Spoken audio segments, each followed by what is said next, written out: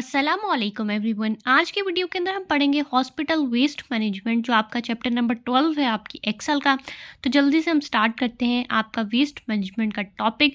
तो that is important, आपने इसको अच्छे से तैयार करना है, तो हम इसको डिटेल से पढ़ेंगे। फर्स्ट ऑफ ऑल आपके पास उन्होंने बताया क्या है कि आपके पास वेस्ट अराइज कहाँ से होता है। तो वो आपके पास हेल्थ केयर इस्टेब्लिशमेंट, कोई भी हॉस्पिटल, कोई डिस्पेंसरी हो सकती है, कोई भी इस तरह की जगह जहाँ पे एक्सरेज होते हैं, लैब्स हो सकती हैं, तो वहाँ से डेवलप होता है आपके पास हेल्थ का वेस्ट।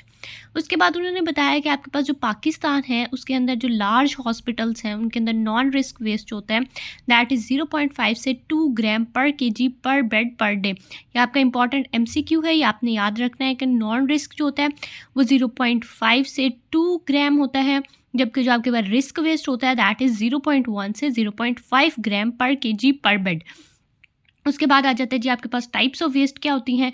तो ये भी आपके पास 1 मार्क्स के अंदर आपके शॉर्ट क्वेश्चन में आ जाता है। ये आपके पास पेपर का क्वेश्चन है, आपके यूएचएस में आया हुआ है, तो आपने इसको ज़रूर याद रखना है कि आपके टाइप्स ऑफ वेस्ट क्या होते हैं। तो 2 तरह के वेस्ट हैं आपके पास, एक रिस्क वेस्ट होता है और एक नॉन रिस्क वेस्ट होता है। जो रिस्क वेस्ट होता है वो 0.1 से 0.5 ग्राम पर केजी पर डे पर बेड होता है, और जो आपके पास नॉन रिस्क वेस्ट होता है दैट इज़ 0.5 से 2 ग्राम पर केजी पर डे पर बेड होता है। उसके बाद हमारे पास आ जाता है जी रिस्क वेस्ट। तो रिस्क वेस्ट जो होते हैं वो आगे आपके पास, ये बहुत इंपॉर्टेंट एससीक्यू है, इसकी डिटेल आती होती है, तो आपने इसको ज़रूर अच्छे से याद रखना है। जो रिस्क वेस्ट होता है उससे आपके पास डिफरेंट जो है बीमारियां हो सकती हैं, जिसके अंदर आपके पास शार्प वगैरह से हो सकती है। उसके बाद आपके पास कोई हेपेटाइटिस बी, सी, HIV हो सकती है, इस तरह की बीमारियाँ लग सकती हैं। उसके बाद मैं आपको एक इम्पॉर्टेंट बात बताऊंगी कि हमारे पास जो रिस्क वेस्ट होता है ना, उसका मेरे पास आपके लिए एक निमोनिक है। आपने निमोनिक से इसको याद रखना है। हमारे पास निमोनिक है जी PSP CHIGR, PSP की GR, ठीक है, ऐसे याद रखना है। मैंने इसको याद रखा है PSP की GR, ठीक है, की CHI को मैंने की कर लिया, ठीक है। तो इस तरह से आपने ये निमोनिक याद रखना है। अब आपको सारे नॉन रिस्क वेस्ट जो है बहुत अच्छे से याद रहेंगे।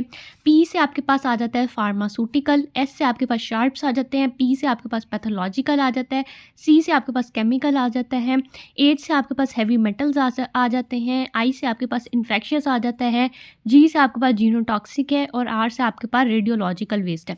तो ये सारे आपको याद हो गए एक सीक्वेंस के अंदर, तो अब आपको कोई भी मिस नहीं होगा। तो ये निमोनिक आपने ज़रूर याद रखना है। फर्स्ट ऑफ ऑल हम देख लेते हैं जी, हमारे पास आ जाता है इन्फेक्शियस वेस्ट क्या होता है। तो इन्फेक्शियस वेस्ट कोई भी ऐसा वेस्ट जो इन्फेक्ट हुआ हो, यानी माइक्रो ऑर्गेनिज्म से, तो उसके अंदर बैक्टीरिया आ जाता है, वायरसेस, पैरासाइट, आपके पास फंजाई आ जाते हैं, तो that is called the infectious waste. अब वो कहाँ से आता है, आपके पास लैब्स वगैरह से जब हम कल्चर करते हैं तो उसके अंदर आपके बैक्टीरिया, वायरसेस, पैरासाइट और फंजाई वगैरह हो सकते हैं। साथ ही इन्फेक्टेड पर्सन जिनको HIV, एड्स या इस तरह हेपेटाइटिस B, C हो तो उनसे आ सकते हैं। उसके बाद वेस्ट हो सकता है कोई भी सर्जरी या टॉप्सी वगैरह का, कोई इन्फेक्टेड एनिमल्स का हो सकता है फ्रॉम द लैब्स वगैरह। देन हमारे पास हीमोडायलिसिस का वेस्ट हो सकता है। तो ये सारे इन्फेक्शियस वेस्ट के अंदर आते हैं। नेक्स्ट आपके पास आ जाता है जी पैथोलॉजिकल वेस्ट। तो पैथोलॉजिकल वेस्ट के अंदर क्या होता है, पैथोलॉजिकल वेस्ट के अंदर आपके पास सारे टिश्यू, ऑर्गन, ब्लड, आपके बॉडी फ्लूइड्स, आपके फीटस और उसके पार्ट्स वगैरह, ये सारे आपके पैथोलॉजिकल वेस्ट के अंदर आते हैं। ये कई बार आपके MCQ में भी आ जाते हैं, तो आपने इनको ज़रूर अच्छे से याद रखना है। Then we have the sharps. Sharps क्या होता है, कोई भी ऐसी चीज़ें जो आपके कट वगैरह लगा देती है, पंचर कर देती हैं, these are called the sharps, जिसके अंदर आपके पास सिरिंजेस, स्कैल्पल्स, आपके नीडल्स, आपके सॉज, नाइफ्स, ब्लेड्स, कुछ भी इस तरह की ग्लासेस, ब्रोकन ग्लासेस, इस तरह की कोई भी चीज़ें आ सकती हैं, these are called the sharps. और इनको हम रेड कलर की जो बास्केट होती है उसके अंदर, या रेड कलर का जो आपके पास बैग होता है उसके अंदर हम इनको लेके जाते हैं, इनको डिस्पोज ऑफ करते हैं। वो आगे हम फर्दर चैप्टर के अंदर पढ़ेंगे। उसके बाद आपके पास आ जाती है जी फार्मास्यूटिकल वेस्ट। अब फार्मास्यूटिकल वेस्ट के अंदर आपको पता है सारे ड्रग रिलेटेड होगा।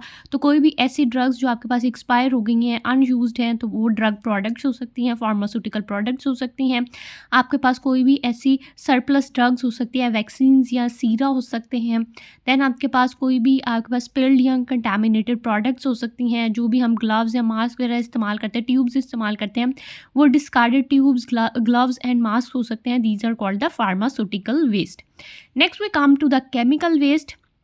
अब केमिकल वेस्ट के अंदर आपको पता है कोई भी डिसइंफेक्टेंट हो सकता है, एंटीसेप्टिक्स हो सकते हैं, कोई भी ऐसे केमिकल्स हो सकते हैं जो हम क्लीनिंग पर्पसेस के लिए इस्तेमाल करते हैं, डायग्नोस्टिक पर्पसेस के लिए इस्तेमाल करते हैं, एक्सपेरिमेंटल वर्क में इस्तेमाल करते हैं, तो these are called the chemical waste. Next we come to the heavy metals. तो हैवी मेटल्स के अंदर आपके पास कोई भी मर्करी आ सकता है, कैडमियम आपके पास हैवी मेटल्स में होता है जो आपके पास बैटरीज से निकलता है।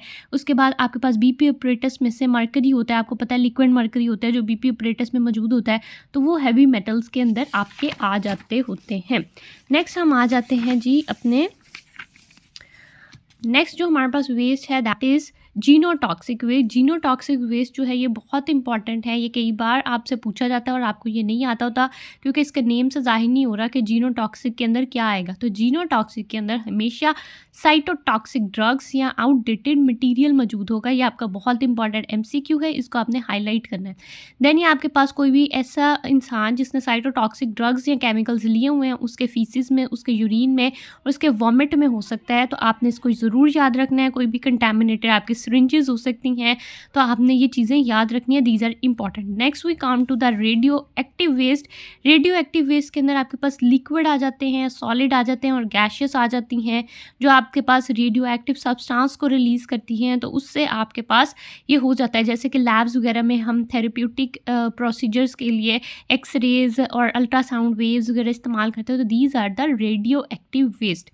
नेक्स्ट हमारे पास आ जाता है जी नॉन रिस्क वेस्ट। अब ये जो था ये आपके पास था रिस्क वेस्ट, और रिस्क वेस्ट का जो मैंने आपको निमोनिक बताया दैट इज़ PSP अब इससे आपको कभी भी ये नहीं भूलेगा। नेक्स्ट आ जाता है जी हमारे पास नॉन रिस्क वेस्ट। तो नॉन रिस्क वेस्ट के अंदर आपका कोई भी ऐसा वेस्ट जो गार्बेज के तौर पर इस्तेमाल होता है, होम्स के जो हमारा होता है, जो हमारा किचन का वेस्ट होता है, that is the non risk, जिसके अंदर पेपर, कार्डबोर्ड, पैकिंग मटेरियल आ जाता है, हमारे पास फूड वेस्ट आ जाता है, एरोसोल्स आ जाते हैं, तो these are all the non risk waste.